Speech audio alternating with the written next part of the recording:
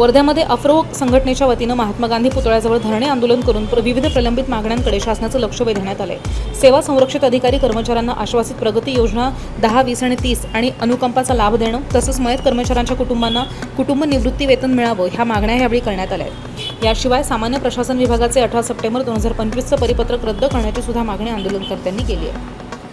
Organisation for rights of women शाखा महाराष्ट्र शाखेच्या वतीने प्रत्येक जिल्ह्यामध्ये आज आमच्या प्रमुख 3 मागण्यांकरता हे एक दिवसाचं लाक्षणिक धरणे आंदोलन आयोजित केलेले आहे।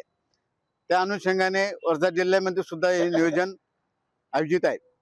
आमच्या मागण्या याप्रमाणे आहेत की शासनाने अनुसूचित जमातीचे जात प्रमाणपत्र समितीच्या माध्यमातून अनुसूचित जमातीचे अस्सल प्रमाणपत्र लबाडीने फसवणूक रद्द केल्यानंतर अधिसंख्य पदावर वर्ग केलेले आहेत आणि परंतु सर्वोच्च न्यायालयाचा 18/4/2025 शासन निर्णयानुसार जो निर्गमित केलेला आहे त्यानुसार स्थायी झालेल्या कर्मचाऱ्यांना अधिसंख्य पदावर वर्ग करता येत नाही असे असताना सुद्धा वर्ग केलेले आहे आणि त्यांचा वार्षिक वेतनवाढ तसेच त्यांचा आश्वासित प्रगती योजनेचा 10, 20, 30चा लाभ म्हणजे 7व्या वेतन आयोगानुसार जो त्यांना वेतन आयोगाचा जो पदोन्नतीचा लाभ मिळाला पाहिजे नव्हता तो 10 वर्ष सेवा झाल्यानंतर पहिली पदोन्नती, त्याच्यानंतर पुन्हा 10 वर्ष सेवा झाल्यानंतर म्हणजे 20 वर्षांनंतर दुसरी पदोन्नती, त्यानंतर 30 वर्ष सेवा झाल्यानंतर तिसरी पदोन्नती, ही जी क्रमप्राप्त पदोन्नती जी आश्वासित प्रगती योजनेची ती द्यायला पाहिजे होती,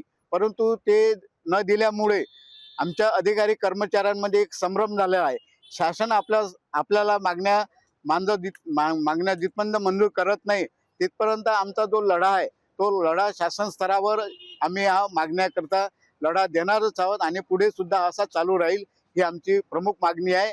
त्यानंतर आमचे जातीचे प्रमाणपत्र सुद्धा सुलभतेने मिळावे ही सुद्धा आमची दुसरी प्रमुख मागणी आहे।